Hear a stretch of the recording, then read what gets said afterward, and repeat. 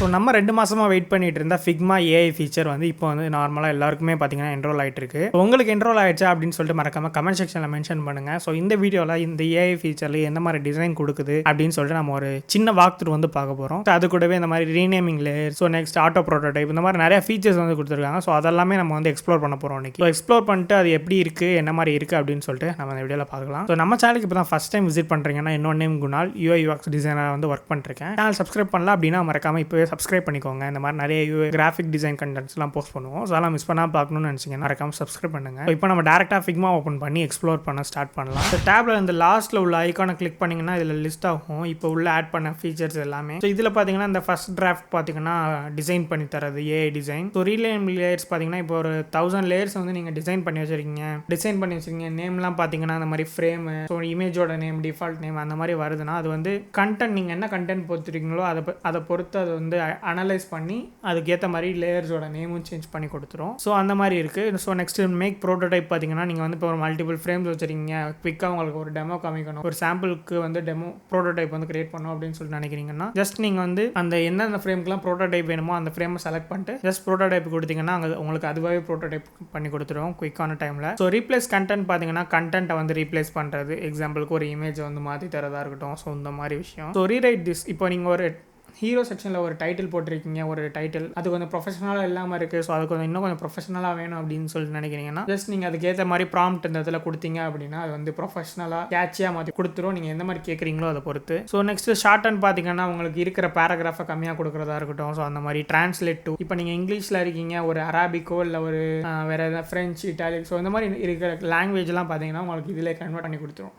நீங்கள் எக்ஸ்ட்ராவாக ஒரு கன்வெர்டட் போகணுன்னு அவசியம் கிடையாது. ஸோ மேக் அண்ட் இமேஜ் பார்த்தீங்கன்னா உங்களுக்கு AI இமேஜ் ஜென்ரேட்டர் அந்த மாதிரி தான் ஒர்க் ஆகும் இதுவும். ஸோ ப்ராம்ப்ட் கொடுத்தீங்கன்னா உங்களுக்கு இமேஜ் வந்து ஜென்ரேட் ஆகி கொடுத்துரும். ஸோ நெக்ஸ்ட் இதில் பெரிய ஃபீச்சர், ரொம்பவே சூப்பரான ஃபீச்சர் பார்த்தீங்கன்னா டிசைனுக்கு அப்புறம் ரிமூவ் பேக்ரவுண்ட். ஸோ ரொம்பவே கிளியராக ஷார்ப்பாக வந்து பேக்ரவுண்ட் வந்து ரிமூவ் பண்ணுது அப்படின்னு சொல்லிட்டு தான் சொல்லலாம். ஸோ நான் எக்ஸ்ப்ளோர் பண்ண இது வந்து இதுக்கு முன்னாடி. ஸோ ரிமூவ் பேக்ரவுண்ட் வந்து இப்போ வந்து வேறு லெவலில் இருக்குது. இதுக்கு முன்னாடி பார்த்தீங்கன்னா ஒரு இமேஜ் யூஸ் பண்ண போகிறோம், அதில் பேக்ரவுண்ட் தேவையில்லைன்னா நம்ம வேறு ஏதோ ஒரு பேக்ரவுண்ட் ரிமூவர் போய் அதை ரிமூவ் பண்ணி உள்ளே எடுத்துகிட்டு வர மாதிரி. பட் இப்போ பார்த்தீங்கன்னா இது இங்கே நம்ம வந்து ரிமூவ் பண்ணிக்கலாம். இந்த ஒரு எல்லா ஃபீச்சரையும் நம்ம வந்து எக்ஸ்ப்ளோர் பண்ணலாம், மெயினான ஃபீச்சர்ஸ் எல்லாத்தையுமே. ஃபர்ஸ்ட் நான் வந்து அதுக்கு முன்னாடி நான் இங்கே வந்து ப்ராம்ப்ட் வந்து எடுத்து வச்சிருக்கேன் ஒரு டிசைன் பண்ணுறதுக்காண்டி, ஒரு அப்ளிகேஷன் சாம்பிளாக.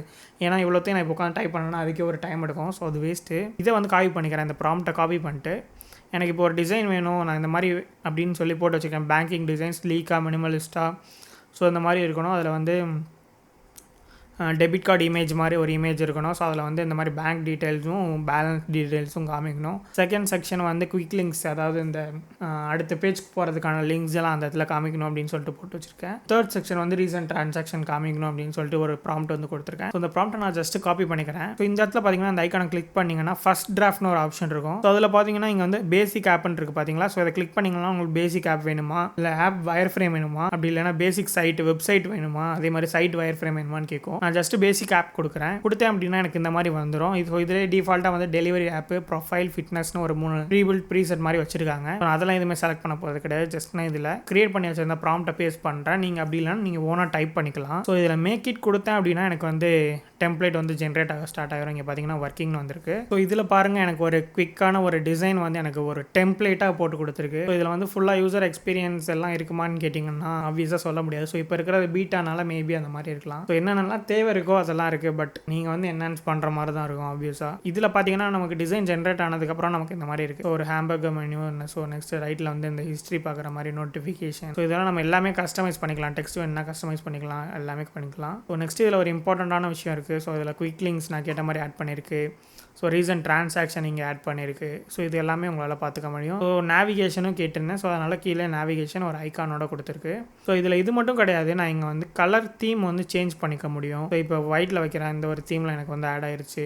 ஒரு ப்ரீபில்ட்டாக அவங்க வந்து ஒரு 5 டெம்ப்ளேட் வந்து கொடுத்துருக்காங்க. ஸோ இதில் பார்த்தீங்கன்னா இதெல்லாம் நல்லா தான் இருக்குது. ஸோ இது நல்லா இருக்குன்னு சொல்லலாம். இதை கம்பேர் பண்ணுறப்போ இது வந்து நிறைய இந்த ஷேடோஸ்லாம் இருக்குது, நல்லா பார்க்குறதுக்கு நல்லா இருக்குது. ஸோ இந்த மாதிரி விஷயம் இருக்குது இதில். ஸோ நெக்ஸ்ட் பார்த்தீங்கன்னா இந்த ஒரு டிசைன் பண்ணியிருக்கிறது பார்த்தீங்கன்னா கம்ப்ளீட்லி ரெஸ்பான்சிவ். ஸோ அதுதான் மெயினான விஷயம். ஸோ இப்போ நான் எக்ஸ்பேண்ட் பண்ணுறேன். இது வந்து 2 காலம் கிரிட்டில் இருக்குது. இதில் பாருங்கள், இப்போ நான் எக்ஸ்பேண்ட் பண்ணுறேன்.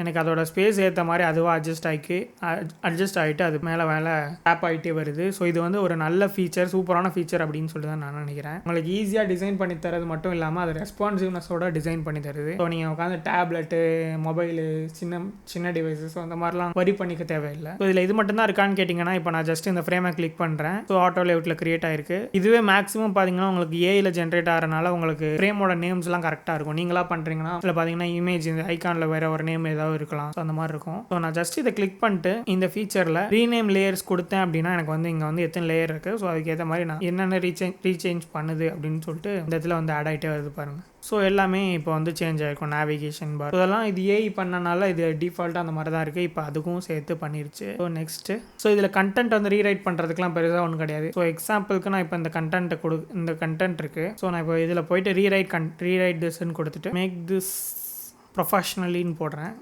ஸோ ரீரைட் கொடுக்குறேன். இது பார்த்தீங்கன்னா ரீரைட் ஆகிடும். இது நான் ஆக்சுவலாக இது ப்ராம்ப்ட் தான், இது எனக்கு ப்ரொஃபஷனலாக தேவை கிடையாது. பட் நான் இது ஒரு எக்ஸாம்பிள்காண்டி கொடுத்துருக்கேன். ஸோ ஓகே, எனக்கு இவ்வளோ பெருசாக இருக்குது, எனக்கு இதை ஷார்டன் பண்ணணும் அப்படின்னு சொல்லிட்டு நினைக்கிறேன்னா ஸோ இதில் பார்த்தீங்கன்னா இந்த ஷார்டன் ஆப்ஷன் இருக்கும்.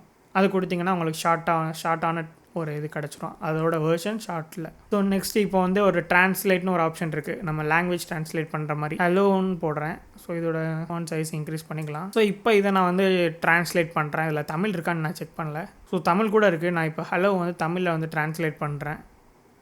வணக்கம்னு சூப்பராக கொடுக்குது. ஸோ வேறு மாதிரி ஃபீச்சராக இருக்குது ஆக்சுவலாக. ஸோ இந்த மாதிரி இதில் வந்து நிறையா வந்து லாங்குவேஜஸ் வந்து உங்களுக்கு வந்து அவைலபிளாக இருக்குது. எல்லாமே நீங்கள் ட்ரை பண்ணி பார்க்கலாம். So next make and image. அதே மாதிரி இமேஜ் வந்து நமக்கு இருக்குது. இப்போ நான் எக்ஸாம்பிளுக்கு ஒரு ப்ராடக்ட் ஃபோட்டோன்னு கொடுக்குறேன். ப்ரீ டிஃபைன்டாக உள்ள அந்த ஒரு டெம்ப்ளேட்டை வச்சு. ஸோ இதில் பாருங்கள் ஒரு இமேஜ், கூலான ஒரு இமேஜ் வந்து ஜென்ரேட் பண்ணி கொடுத்துருக்கு. இமேஜ் மட்டும் ஜென்ரேட் பண்ணாமல் ஸோ அது கூட சேர்த்து ஒரு 4 வெரைட்டி வந்து கொடுத்துருக்கு. ஸோ இதில் உள்ள பேக்ரவுண்டை இப்போ நான் ரிமூவ் பண்ணணும் அப்படின்னு சொல்லிட்டு நினைக்கிறேன்னா ஜஸ்ட் நான் இந்த லேயரை செலக்ட் பண்ணிட்டு இந்த ஃபீச்சரில் ரிமூவ் பேக்ரவுண்ட் போங்க. ஒரு டைம் எடுக்கும் ரிமூவ் பண்ணுறதுக்கு மட்டும். ஸோ இப்போ பாருங்கள் எவ்வளோ க்ளீனாக வந்து ரிமூவ் பண்ணி கொடுத்துருக்கு அப்படின்னு சொல்லிட்டு டக்குன்னு உங்களுக்கு வந்து ரிமூவ் பண்ணி கொடுத்துருக்கோம். இதுக்கு முன்னாடி பார்த்தீங்கன்னா நீங்கள் இந்த இமேஜை வந்து எக்ஸ்போர்ட் பண்ணி நீங்கள் ப்ளகின் இருக்கும்.